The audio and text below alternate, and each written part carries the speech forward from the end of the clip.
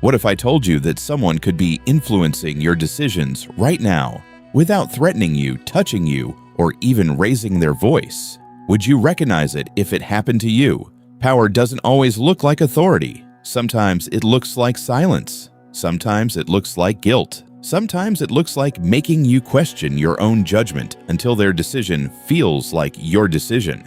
The most effective forms of control are rarely obvious. You don't see a hand pushing you. Instead, you slowly begin changing your behavior because you are afraid of what might happen if you don't.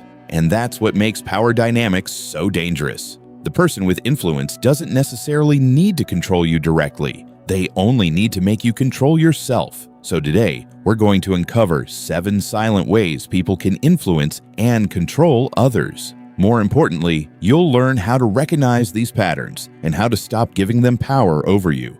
The first form of silent control is emotional manipulation. It happens when someone learns which emotions influence you most and then repeatedly uses those emotions to shape your behavior. Maybe they make you feel guilty for saying no. Maybe they become unusually cold when you disagree. Or perhaps they remind you of everything they've done for you whenever you refuse a request. Notice the pattern. You make a perfectly reasonable decision, they create an emotional consequence, and you eventually change your decision just to make the discomfort disappear. The solution isn't to become emotionless. It's to stop allowing someone else's emotional reaction to automatically determine your choices. When someone becomes angry because you set a reasonable boundary, remember this.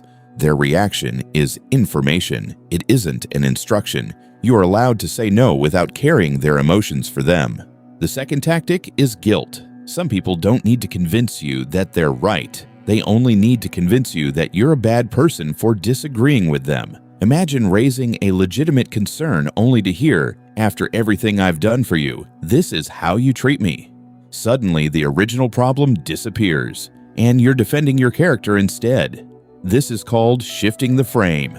The conversation moves away from what happened and toward whether you are a good or bad person for bringing it up. The defense is simple but difficult. Return to the original issue. Don't spend 20 minutes proving you're a good person when the actual question is whether a specific behavior was acceptable. The third tactic is the strategic use of silence. Silence itself isn't manipulation, but silence used deliberately to punish, intimidate, or force someone to surrender can become a powerful form of control. You say something they don't like. They suddenly withdraw. No explanation, no conversation, just cold distance. And now you're desperately wondering what you did wrong. And this is where the control happens. Your mind starts filling the silence. You replay conversations. You apologize. You change your behavior, sometimes without ever being told what you did wrong. Don't chase unexplained silence. If someone needs space, respect it. If they want a healthy relationship, they should eventually communicate. You don't have to negotiate with an invisible punishment. The fourth tactic is gaslighting. At its core, it involves repeatedly causing someone to doubt their memory, perception, or understanding of events. You remember something clearly. They insist it never happened. You describe what you saw. They tell you that you're too sensitive, too emotional, or simply imagining things. One disagreement doesn't automatically mean gaslighting. The danger is the repeated pattern, especially when your confidence in your own perception slowly disappears. Protect yourself by slowing down. Write important events down. Keep relevant messages. Speak with trusted people. Most importantly, don't abandon your judgment simply because someone confidently disagrees with you. The fifth tactic is intermittent approval. This is when attention, affection, praise, or validation appears unpredictably. And that unpredictability can make people chase it even harder. One day, they make you feel incredibly important. The next day, they barely acknowledge you. Then suddenly, they return with affection again. The cycle keeps you emotionally invested. Your brain starts waiting for the next reward. You become focused on getting back the version of them that made you feel valued. The way out is consistency. Don't judge a relationship by its best moments. Judge it by its overall pattern. Occasional intense affection cannot compensate for persistent instability. The sixth form of control is fear. Sometimes people don't threaten you directly. They simply create enough uncertainty that you become afraid to challenge them. Maybe they constantly imply that you'll lose something if you disagree. Their approval, your position, the relationship, your reputation. The threat remains vague, but your imagination fills in the blanks. Uncertainty is powerful because the human mind hates incomplete information. When you don't know what will happen next, you may start making decisions simply to reduce your anxiety. The antidote is clarity. Ask direct questions. Identify the actual consequences. Separate facts from assumptions. Fear becomes much weaker when you stop allowing imagination to define reality. The seventh tactic is social power. People constantly read status signals: who speaks first, who seeks approval, who remains calm, and who appears desperate to be accepted. This doesn't mean you should become arrogant. It means understanding that excessive approval seeking can change the balance of a relationship.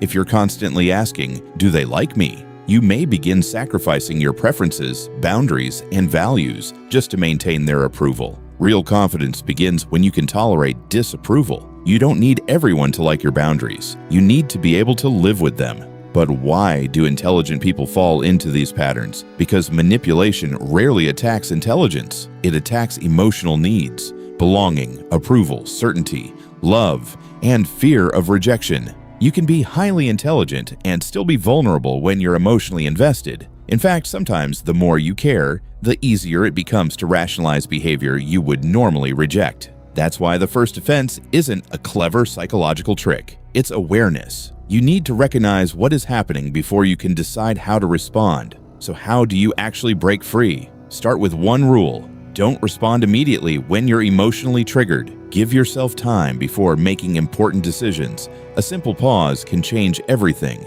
Manipulation often depends on your immediate emotional reaction. When you create distance between the trigger and your response, you take back part of the power. Second, learn to say no without writing an essay. "No, that doesn't work for me" can be a complete sentence. You don't owe everyone a courtroom defense for having boundaries. Third, stop over-explaining yourself.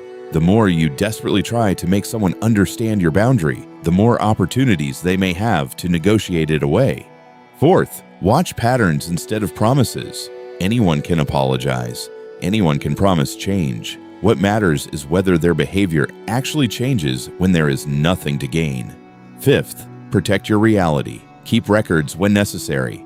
Talk to trusted people. Get outside perspectives. Isolation makes manipulation harder to recognize because you only hear one version of the story. And finally, accept that you cannot control how someone reacts to your boundaries. Sometimes protecting yourself means accepting that a relationship may change or even end. This is where Stoicism becomes powerful. The Stoics understood something incredibly important. You cannot control another person's behavior. You can control your response to it. If someone insults you, you don't control their words. If someone manipulates you, you don't control their intentions. If someone rejects you, you don't control their choice. But you do control whether you react impulsively. You control whether you abandon your values. You control whether someone else's behavior determines your sense of self-worth. That is real psychological freedom. Not controlling everyone around you, but becoming difficult to control because your emotions and decisions are no longer dependent on someone else's approval. And this brings us to an important distinction. Power is not the ability to dominate people. Real power is the ability to remain yourself when someone is trying to pull you away from yourself. You don't need to win every argument. You don't need the last word. You don't need revenge. Sometimes the strongest response is simply refusing to participate in the game.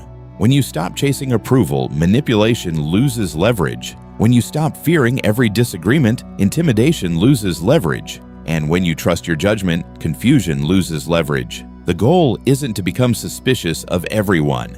It's to become observant. Healthy relationships can survive boundaries, disagreement, questions, and honest communication. So ask yourself something uncomfortable. Who in your life only seems happy with you when you agree with them? Who makes you feel guilty for having boundaries? Who disappears when you disagree? Who repeatedly makes you question your own memory, judgment, or worth? And perhaps the most important question, where are you giving someone power simply because you're afraid of losing their approval? Because sometimes the person controlling you isn't actually stronger than you. They simply discovered which emotional button you keep pressing for them. The moment you stop reacting automatically, the dynamic begins to change. The moment you establish a boundary, the relationship reveals itself. And the moment you can tolerate rejection, you become much harder to manipulate. Remember, you don't have to become colder. You don't have to become ruthless. You don't have to learn how to manipulate people back. You simply need to become more conscious of where your attention, emotions, decisions, and self-worth are being placed, because whatever controls those things has a powerful influence over your life. And perhaps that is the deepest lesson of power. The strongest person in the room isn't always the one controlling everyone else. Sometimes it's the person who can no longer be controlled